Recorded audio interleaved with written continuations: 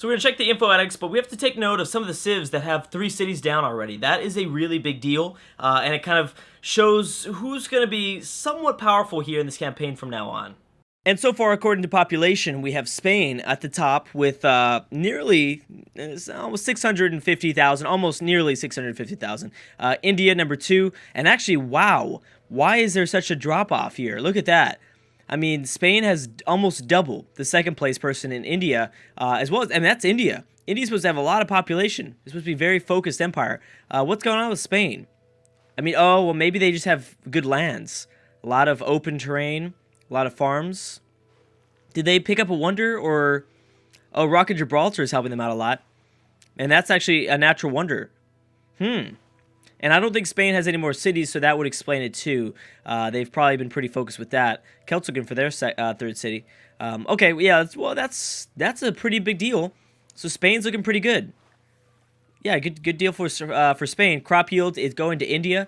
Ooh, we've seen a theme here. We might be seeing a theme. Wait a second. Who's in 3rd, 4th, and 5th? America, Morocco, Brazil. And it's kind of a big old tie. I mean, you can't really say that one of those nations are a little bit more powerful than the others. India, Spain, England, the Netherlands, and Polynesia, 1 through 5 in crop yields. Manufactured goods, we have Arabia. Again, it is really early on to be checking these info addicts, but still, I mean, these are small. They're small, like, little advantages. We have the Huns, number 1 GNP. The Netherlands, Russia, Byzantium, and Portugal. And actually, the Huns are significantly... They've got a significantly stronger GNP than the Netherlands in 2nd place. So, I mean, they're looking pretty good. That's a pretty good deal. Land area, boom, England, Portugal, Korea, the Netherlands. Surprised the Shoshone aren't higher up here. If the Shoshone had a second city, they would probably be number 1. I'm guessing. Usually they are, in the very beginning at least. Military manpower, it is Spain. Spain, and wait a second, what happened to China? Wow, they dropped a little bit. So Spain must have gotten up a few more boats to bring them up to number 1. And so did Carthage. Carthage passed up China because in the last video we saw a little window popping up showing us the pointiest sticks. And then we have the Shoshone in 5th place. Okay, what about technologies?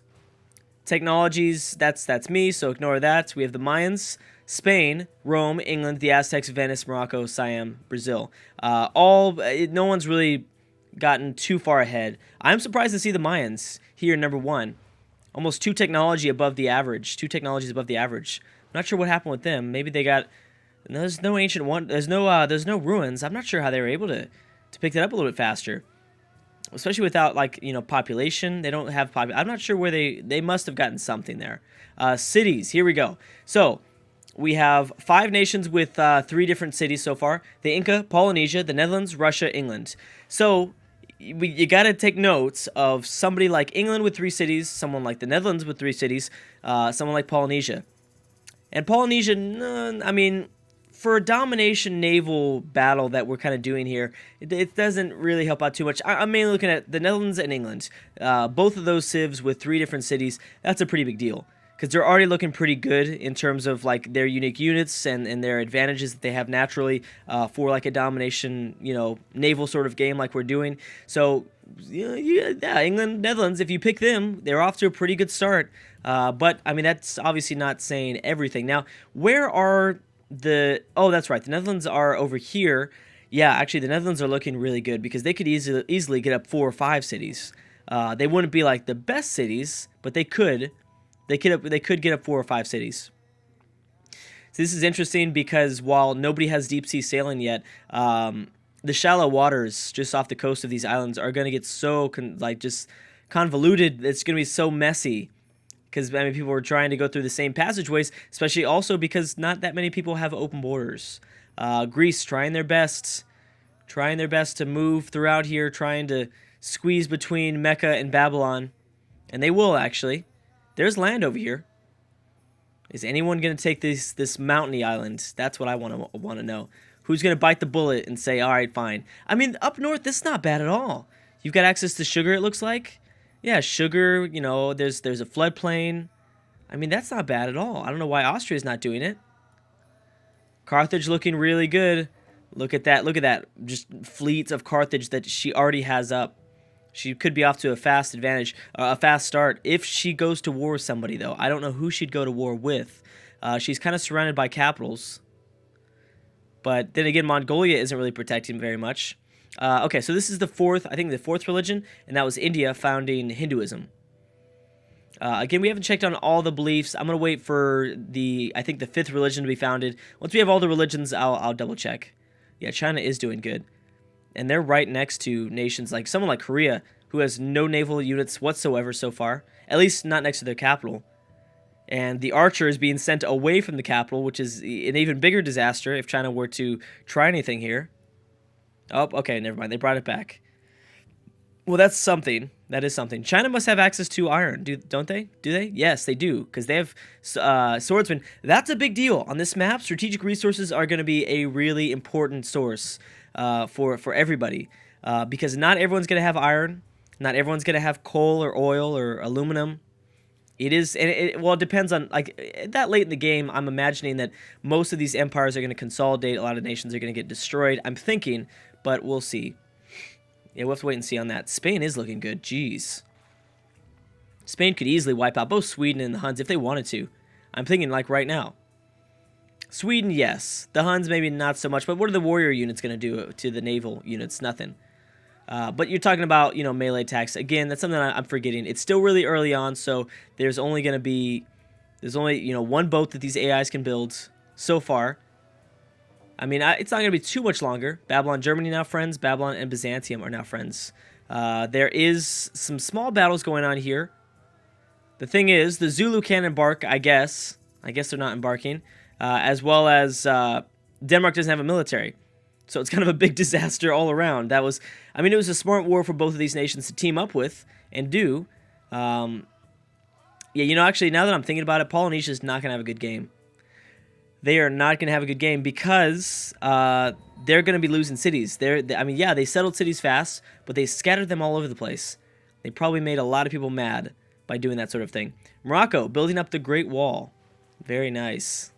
I'm not sure exactly how much that helps you, especially in a map like this, and especially because there's only already one tile at most around your I guess if someone lands on this tile, yeah, then there you go. But that's pretty funny. That is pretty funny. How the Great Wall has almost no use in this sort of scenario.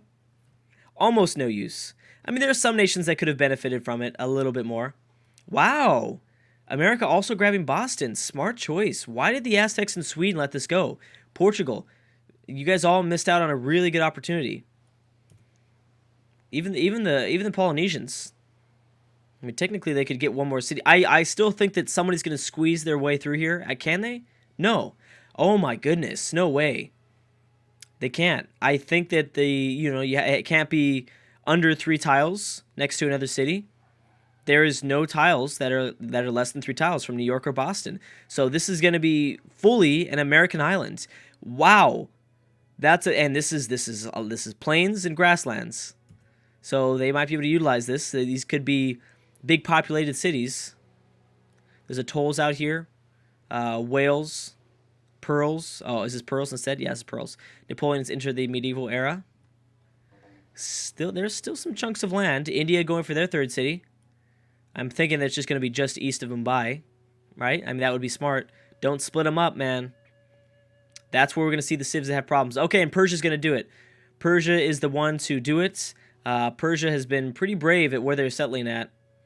Settling right next to the Shoshone. That's a pretty brave move.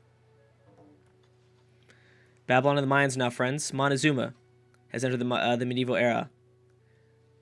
Germany building up a fleet. Maybe Germany going after Denmark. Maybe Germany realizes, hey, wait a second. These Danish guys, they don't have a military. Maybe I should try something here. Could be thinking that. I'm not sure. We still have yet to see any more wars. Polynesia must have really made the AI mad. Boom. Songhai have gotten down their 3 cities. Okay, there you go. And the Inca, we knew about that, though. Squeezing in between Warsaw and Venice.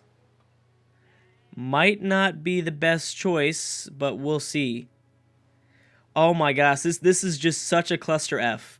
For some of these parts, because everyone has land units, nobody really has open borders, and there's not really that much shallow waters to travel between. So there's just so much units trying trying their best to navigate through these seas, and it's so difficult. Oh, see, now people are starting to realize this. Okay, there you go. Carthage decided to take her anger out on Mongolia. So we know that Carthage has a huge fleet, and where are the Mongolians compared to? Oh yeah, they're right there. Now, do the Mongolians have anything to defend themselves? What's stationed inside their capital? At least, okay, there you go. It's at least a boat. They could have benefited more from an archer, but still, they could buy something. They might buy something. We'll see. They're going to make a landing from a catapult and a composite bowman. This might be really bad for Mongolia. This could be really, really bad. But we'll see. You never know. I mean, this... never mind. I mean, the Carthaginians might take over the Mongolian capital, but it's going to be really bloody in the process. They're going to lose a lot of things because their boats are melee, and they have to embark with these land units. The Mayans have formed the final religion, and that's Judaism. There you go. Okay. Yeah, so next video, that's what we'll focus in on. We'll focus in on all the beliefs from all the different religions in this world. 5 different religions so far. Okay, so they've gotten into the yellow, but still, I mean, that's, you know, the Genghis Khan's turn is going to pass up. They'll probably be back in the green. Yes, they are. Now they're going to be dealing with that unit. Ooh. I think they're going to be able to do it. It's just going to be very messy in the process. It's going to be a very messy war. And all the wars in the very beginning like this, before like turn 150, probably will be messy. More than likely will be messy. Okay, so they took that turn off to focus in on attacking the... Spain now setting their sights on France, which we saw how huge the Spanish fleet is. Zulu have decided to peace out of the war with Polynesia. Let's go ahead and check on the Spanish war. Austria also going for another city. Let's check in. There they are. Bam. So this is going to be a little bit different because France, remember, France built the Terracotta Army, which means they have a lot of land units, but they have almost no naval units. Now, these land units, there's only, out of all these land units, there's only one composite bowman. Actually, two, I'm sorry. One stationed inside of Paris.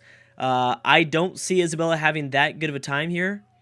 A lot of these wars in the beginning actually might be kind of a big disaster because you just don't have access to the boats to be able to do anything sort of really interesting. I mean, you need a lot of units to be able to do. And I mean, look at Carthage. Carthage is having a tough time, and they have their unique units out. And they had like I think the top 3, one of the top 3 biggest militaries in the world. Although they did destroy the final Mongolian troop on the island. Oh yeah, okay, so they're gonna take it over actually quite easily. Okay, so now that never mind. It was bloody though. They lost some units. They did lose some units. I got to keep an eye on that Spanish-Franco war because that's going to be entertaining. I do think that Isabella probably won't get anything it probably won't have anything happen. Does Carthage have a second city? I don't think they do. Maybe they were just investing in a military plan, which would have been smart because, boom, they're going to get themselves a pretty good island. Bam, there goes the Mongolian capital. I know Mongolia hasn't been destroyed. They've got some cities around here. Oh, wow. Hey, wait a second. Wait, how did that one boat do that much damage? Okay, so we have Greece and Shoshone now teaming up against Egypt. Now, remember, Egypt has a pretty good spot, and all their cities are pretty close together. Greece and the Shoshone are really going to have to team up. They're really going to have to team up to do some damage here. Yeah, so they have Memphis and Thebes somewhat close together. The Shoshone are strong. The Greeks, not so much, but they could still contribute stuff. Now, Thebes is in, like, a really open area. There's not too many mountains. Oh, man. Russia and India. So, this is not looking good. If you picked Mongolia, this is not looking good. Carthage decided to give Genghis Khan a peace deal. What's going on with the Spanish? Yeah, there's no way.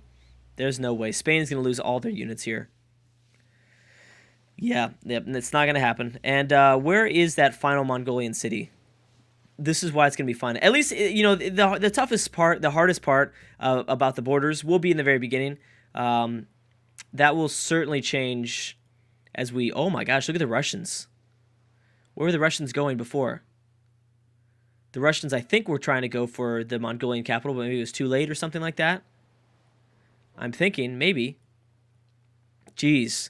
The entire western side of Paris is full of Spanish troops, and the eastern side is full of French troops. We have this catapult here on this island. Okay, let's keep in mind the wars that are going on. So Carthage is pieced out. We have India. I need to double check on that. Oh, okay. Well, here's one of the cities. Germany, Denmark. Let's go and look at this. Now, Germany and Denmark are close together. And that's right. We talked about how Denmark didn't have much of a fleet at all. They had a tough time. I mean, they declared that war with Mongolia. Was it Mongolia or the Huns? I can't remember. For Tonga, or was it for Samoa? No, it was over here. Yes, it was with the Zulu. I'm sorry. It was. I knew it was with one of those militaristic civs. Just couldn't remember which one it was. Again, I think we might only see success from Carthage because they're their unique units. We might not see too much success from any. Oh, okay, well, they're already in the yellow. Maybe I'm wrong about that. I mean, you made that landing with the composite bowman. That's a really smart move. You won't be able to attack with the warrior units just yet. You're going to be fighting these catapults, which is going to be difficult at the same time. We'll see. And then we've got Spain down here. Turn 104. I'm thinking Rome's going to get in on one of these battles. Copenhagen already in the red. Yep. Okay, so I think it's safe to say that Germany's going to take over the Danish capital already. Maybe I was wrong.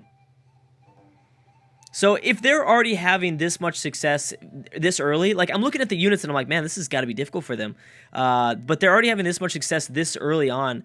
It's going to be exciting as they get access to easier units, as well as let's not forget that, towards the end of the campaign, it's not going to be just boom, Copenhagen, now a German city. Although they're going to have a tough time fighting back these units. I didn't think about that. It's going to be, it's not, at the end of the game, it's not going to be just naval units. It won't be just battleships and destroyers. The Air Force is going to be a really big factor too. So that should be entertaining. Actually, you know what? Harold should get it back, I think.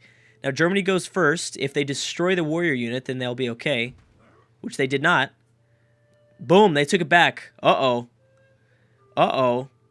This is your chance. This is your chance. And boom, France has kicked Spain out of the island of Paris. And they should be, France should be fine. I'm thinking.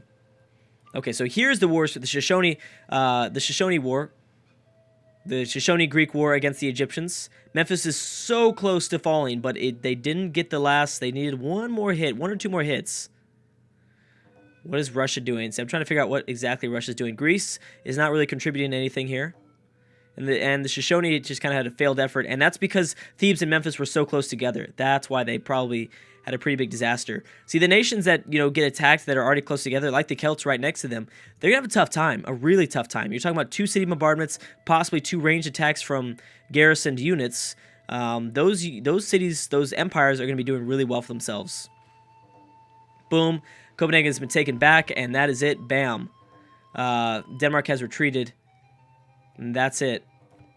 So Copenhagen's down to 1 population, but still a pretty big pickup for Germany, just north there. I believe. Oh, boom. Yep. France and Spain have peaced out. Oh, that's why they pushed out. Denmark and Germany have peaced out. Well, there you go. Anyways, guys, I'm going to have to stop right there. Thank you so much for watching. Already some really cool wars going on. People are losing capitals. We should see this much more as we continue through this campaign. But anyways, guys, thank you so much for watching, and I will see you guys next time.